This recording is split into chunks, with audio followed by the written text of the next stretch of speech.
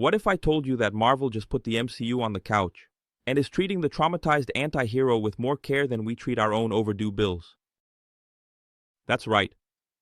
Thunderbolts was shown to the VIP crowd in London, the kind of people who go to premieres, take selfies with extras, and then post, "Guys, what a spiritual experience."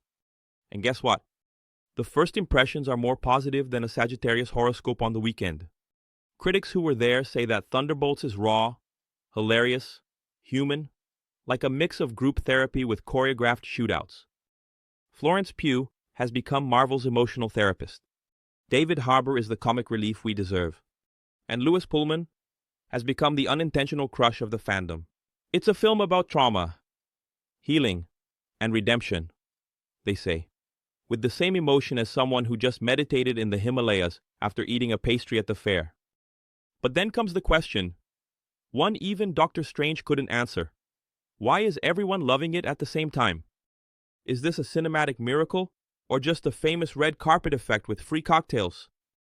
Scientific studies that I just made up now show that people who watch a movie with free popcorn and a selfie with a celebrity tend to think the movie is a masterpiece.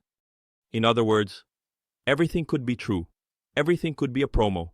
Everything could be both at the same time, like Schrödinger's cat, with glitter. But let's be serious for 5 seconds, the maximum time allowed on this channel.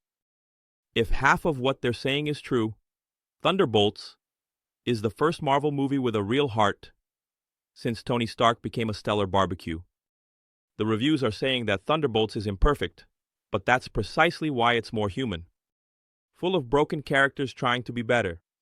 Like if the Avengers were assembled by the therapy HR, without empty fan service, without a joke every 3 seconds, without a purple sky with apocalyptic CGI.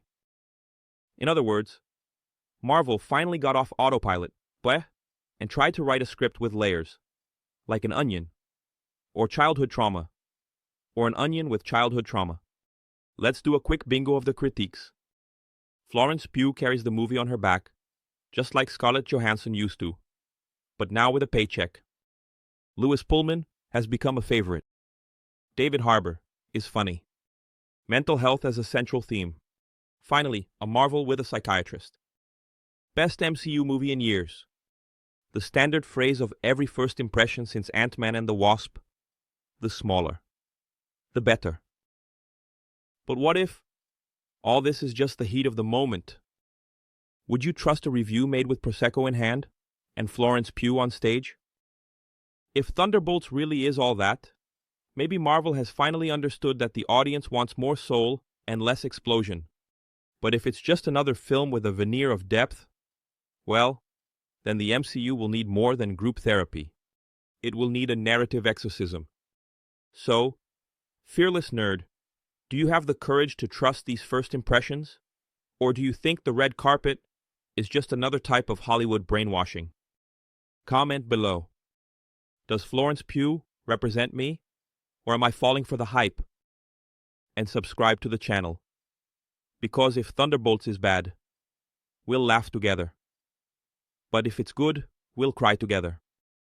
Until the next video, where trauma, sarcasm, and Marvel collide in the multiverse of scientific humor.